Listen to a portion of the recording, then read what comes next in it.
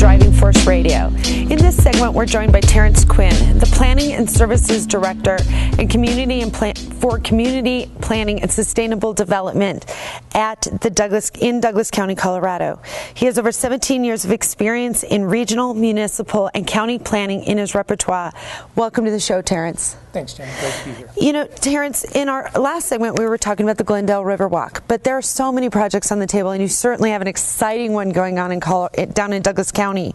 Can you tell us a little bit about the proposed Colorado Sports and Prehistoric Park that's going on? It would be a pleasure. In reality, Jan, it's a serendipitous convergence of archaeology and youth sports. We are modeling a youth sports facility after ESPN in Florida.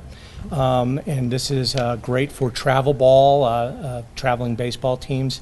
And then, oddly enough, we have a great opportunity to bring a real solid understanding of Ice Age activity between 9,000 and 13,000 BC.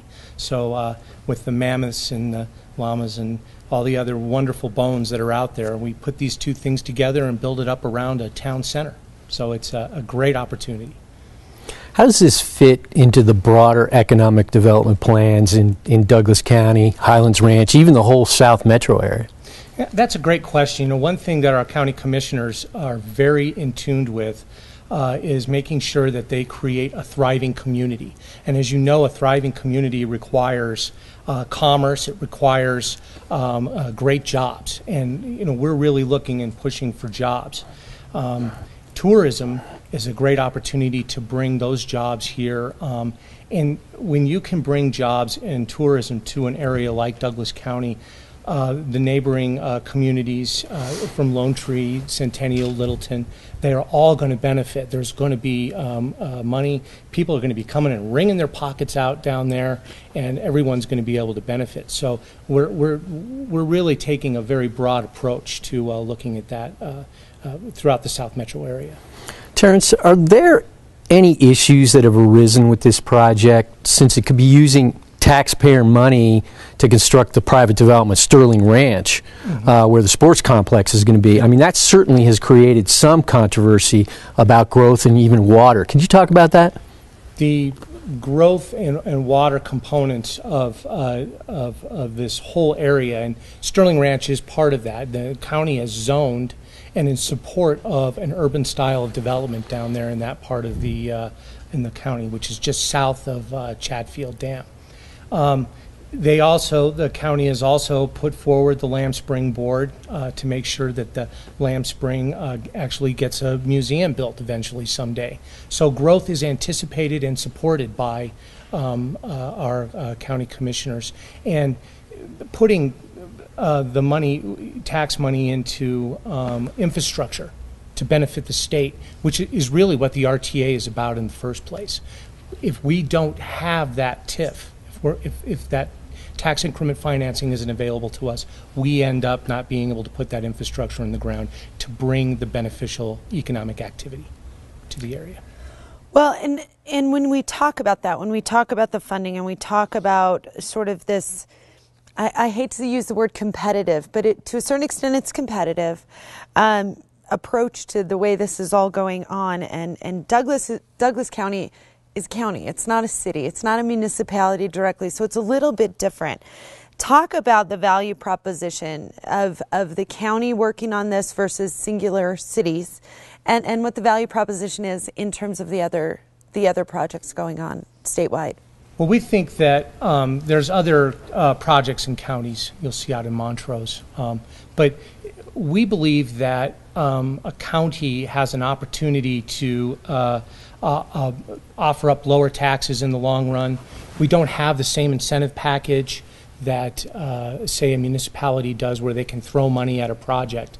If we can get infrastructure in the ground, create that shovel-ready, help create that shovel-ready atmosphere, the county is then partnering with these private entities and other public entities like the Smithsonian Institute, like the Archaeological Conservancy.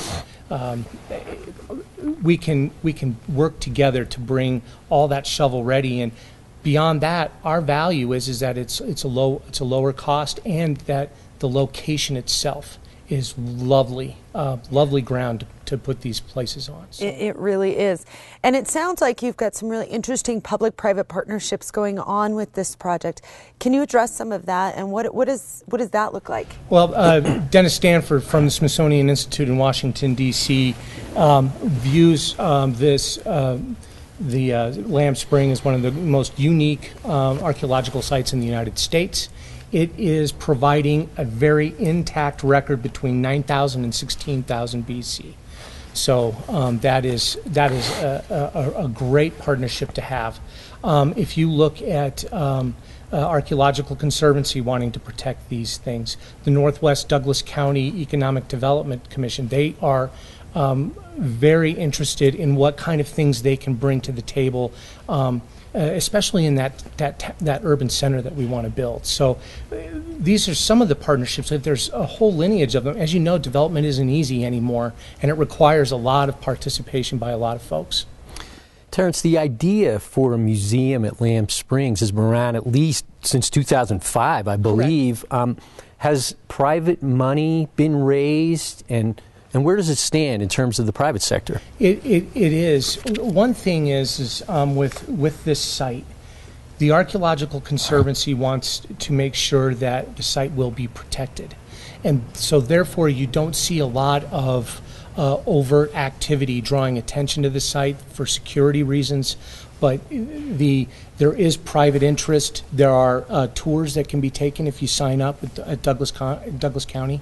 DouglasCounty.org. You can get them there, and you can take a look at what's going on. Maybe get out to see the site. We want to make sure that we can get shovel ready. If we can get shovel ready out there, then we can launch that museum. And that's going to be a $10 million museum, research museum also. So education tourism is also bolstered.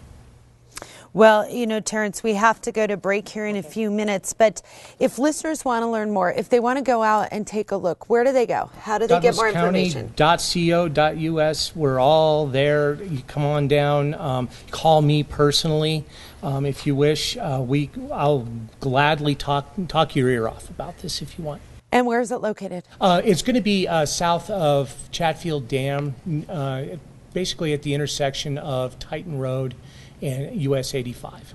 Well, to learn more about these projects, go to douglascounty.co.us. DouglasCounty.org. DouglasCounty.org, and you can learn more about this proposed project.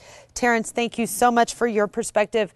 When we come back with Driving Force Radio, we'll talk with Denver Post reporters Jennifer Brown and Mike Booth about the recent listeria outbreak and the implications to consumers. Please stay with us.